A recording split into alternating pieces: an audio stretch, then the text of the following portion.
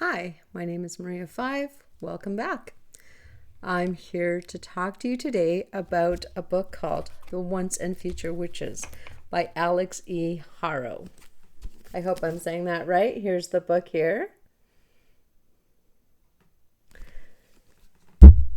But before I get started on that, I want to talk about, or show you, I guess, my make for the session. So this is, I don't know, I think kind of witchy. I don't really know. But yeah, these are earrings. Oh, the star's kind of twisted. But anyway, yeah, so they just have these little charms. To me, they look kind of magic-y, witchy. I don't know, but that's my opinion. Yeah, and I'm here with my tea. This is hibiscus tea in my David's tea mug. This particular one, it came with a clear lid, and it comes with one of these. Sorry, I'm just going to show you one of these infusers, but this is obviously not that lid. This is from another mug that broke, but it was the same David's tea, same shape, same style. It's from the Nordic line, and it was all white with kind of a bubbly diamond pattern. Really pretty, and it broke. And I actually had another one too, and it was if you think of what a unicorn skin would look like, that's what the mug looked like. It was white, but that iridescent sheen to it, it was really pretty, and it also broke, sadly. So I have one of three. Anyway, all right, so we're going to get started talking about the Once and Future Witches. So this book, it took me 5 months. I listened to it as an audiobook. I did not read it, but it took me 5 months to get through. It was, I don't know, a long process. I probably read, I don't even know. I probably should have counted, but let's just say 30 books in between the time I started this in January and the time I finished this. Yeah, like 5 months later at the end of May. Yeah, I mean, I would read her again. Yes, I would, just to see if she is better. But this book was, challenging. 3 sisters, 3 witches. They leave their father's house at different times, and they all meet up in New Salem. I don't know why not Salem, but New Salem, which is nowhere near the original Salem. Yeah, so that kind of throws one off, shall we say. They're all witches. They all have different powers. One thing I did like about this book is that each chapter started with a little spell or incantation, which I thought was really cute. It's in 1893, so suffragette movement was rather large at the time, and that part I actually really did enjoy, I will say.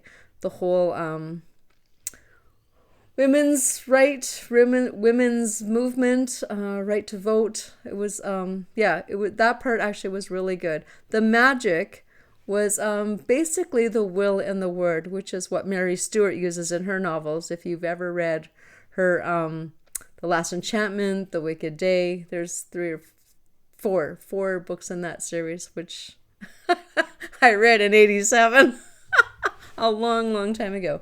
However, so yeah, I liked her sense of magic more so than the spells. Like, it wasn't, the witches didn't need to rely on, a lot of them did, but they didn't need to rely on the spells. A lot of it was just the will and the word, which I've always thought if I was going to really believe in magic, that's the kind of magic I want. I don't want spells. I don't want to have to memorize things. I don't want incantations and the right candle. And I mean, it's all good. I'm not knocking anything. I'm just saying I would prefer the will and the word. Saying something and believing it with all your might and heart, and projecting it into manifestation, if you will. Anyway, that's just me. That's my take completely. Not to knock anyone else's beliefs. Of course not. So yeah, this book was challenging. It was difficult. I didn't like the story per se. I think the whole idea of witches, Alice Hoffman. I mean, if you want witches, you want to read good witch stories, there's, I don't know, 5 or 6 books in her series. Practical Magic was the big one that everyone knows. It's made a movie of, and I actually got turned on to it because my first husband, he was this huge fan of practical magic. And so every Halloween, it was something we watched. And I hadn't even heard of it before. I'm not particularly a movie buff, though, becoming more so now. However, I watched it and I thought, oh, this is really good. And then, of course, my brain goes, gee, I wonder if there's a book. And yes, there was. So that got me started on reading basically everything Alice Hoffman wrote. And I love her idea of witches and magic and descendant through the female line, a lot of that.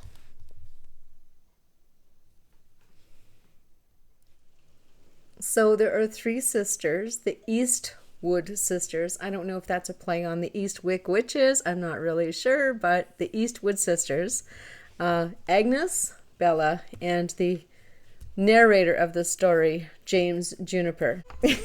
And my cat's making an appearance. Hello, baby girl. Oh my goodness. Okay. Hopefully she doesn't knock anything down. I'm just going to read you the introduction here. It's quite distracting. There's no such thing as witches, but there used to be. It used to be the air was so thick with magic, you could taste it on your tongue like ash.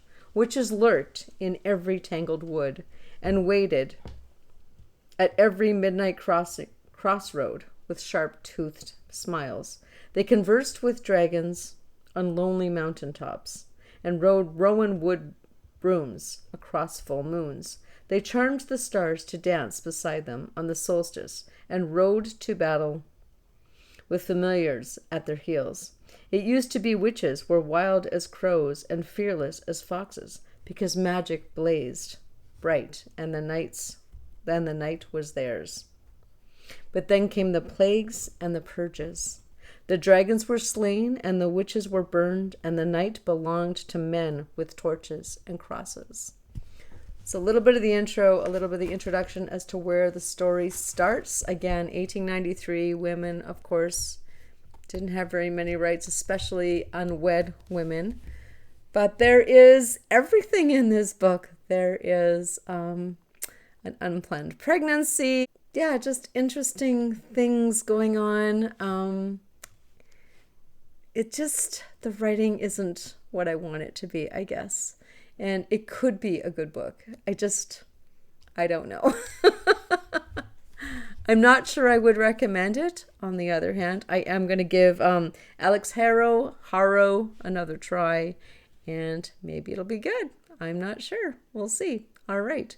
Stay tuned. Thanks for joining, and we'll talk to you next time. Bye-bye.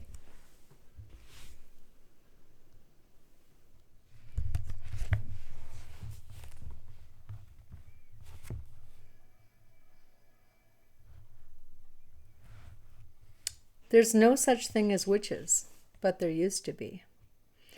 It used to be the air was so thick with magic you could taste it on your tongue like ash.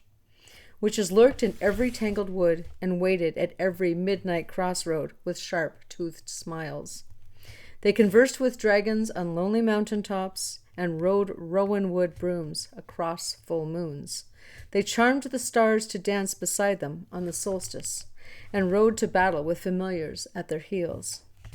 It used to be witches were wild as crows and fearless as foxes, because magic blazed bright and the night was theirs. But then came the plague and the purges. The dragons were slain and the witches were burned, and the night belonged to men with torches and crosses.